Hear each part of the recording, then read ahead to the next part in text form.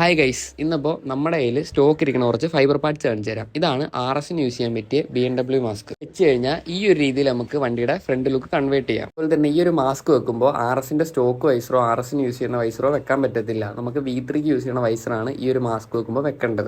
Extra സ്ക്രൂവോ കാര്യങ്ങളോ ഒന്നും ചെയ്യേണ്ട, നമുക്ക് മിറർ വെക്കുന്ന ആ ഒരു ഹോളിൽ ഇത് വെക്കാൻ പറ്റും. ഗൈസ്, ഇതാണ് RSന് യൂസ് ചെയ്യാൻ പറ്റിയ 1.0 അണ്ടർബെല്ലി. ഇത് RSന് മാത്രമല്ല ജിക്സറിനും R15 വേർഷൻ 1നും യൂസ് ചെയ്യാൻ പറ്റും. ഗൈസ്, അടുത്തായിട്ട് നമ്മുടെ കയ്യിലുള്ളൊരു പ്രൊഡക്റ്റ് ആണ് R6ന്റെ ടാങ്ക്. ഇത് V3ക്കും V2നൊക്കെ ഒരേപോലെ യൂസ് ചെയ്യാൻ പറ്റും. ഇതാണ് ചേതക്കിന്റെ നോസിൽ. ഇതും നമ്മുടെ പേജിൽ അവൈലബിൾ ആയിട്ടുണ്ട്. ആർക്കെങ്കിലും വേണമെങ്കിൽ നമ്മുടെ പേജുമായിട്ടോ അല്ലെങ്കിൽ എൻ്റെ ഇൻസ്റ്റ ഐഡിയിലോ ഡയറക്റ്റ് മെസ്സേജ് അയച്ചാൽ മതി. ഗൈസ്, അപ്പോൾ വീഡിയോസ് ഒക്കെ എടുത്തു കഴിയുമ്പോഴത്തേക്കും അത്യാവശ്യം നല്ല രീതിയിൽ മഴക്കാർ കയറി. ഇപ്പോൾ പിന്നെ പുറത്തോട്ടൊന്നും ഇറങ്ങാൻ പറ്റാത്തതുകൊണ്ട് നമുക്ക് നമ്മുടെ വണ്ടി നോക്കാം. വീണ്ടും വണ്ടിയുടെ ഇന്നർ പോക്കറ്റിന്റെ സൈഡിൽ നിന്ന് ലീക്ക് ഉണ്ടതും പണ്ടത്തെ പോലെ അത്രക്കില്ല, എന്നാലും 2-3 തുള്ളിയായിട്ടൊക്കെ വണ്ടി എവിടെയൊക്കെ കൊണ്ട് നിർത്താൻ നേരത്ത് ഉറ്റി വീഴുന്നുണ്ട്. ഇതിന് മുന്നേ അപ്ലോഡ് ചെയ്ത വീഡിയോ പറഞ്ഞിട്ടുണ്ട് ഫ്യൂൽ ഫിൽറ്ററിന്റെ കണക്ഷൻ വിട്ടുപോയെന്ന്. അത് RSന് ചില സമയത്ത് കാണുന്ന ഒരു കംപ്ലൈന്റ് ആണ്. ഇതിന് മുന്നേയും ഇതേ സെയിം ഇഷ്യൂ എൻ്റെ ഒരു ഫ്രണ്ടിന്റെ വണ്ടിക്ക് സംഭവിച്ചിട്ടുണ്ട്. ഇത് പ്രിവെന്റ് ചെയ്യാനായിട്ട് വേറെ ഒന്നും ചെയ്യേണ്ട, അത്യാവശ്യം വേണ്ട കുറച്ച് ടൂൾ വണ്ടിക്ക് അത് മേടിച്ച് വെച്ചാൽ മതി. മുന്നത്തെ വീഡിയോ ഞാൻ പറഞ്ഞിട്ടുണ്ടായിരുന്നു നമ്മുടെ കയ്യിൽ ഒരു ടയർ കൊടുക്കാനുണ്ട്. നമ്മുടെ വീഡിയോ കണ്ടിട്ട് ഗൾഫിലുള്ളൊരു ചേട്ടൻ ആ ടയർ മേടിച്ചിട്ടുണ്ട്. അപ്പോൾ പുള്ളിയുടെ ഫ്രണ്ട് ഇപ്പം വരാമെന്ന് പറഞ്ഞിട്ടുണ്ട്.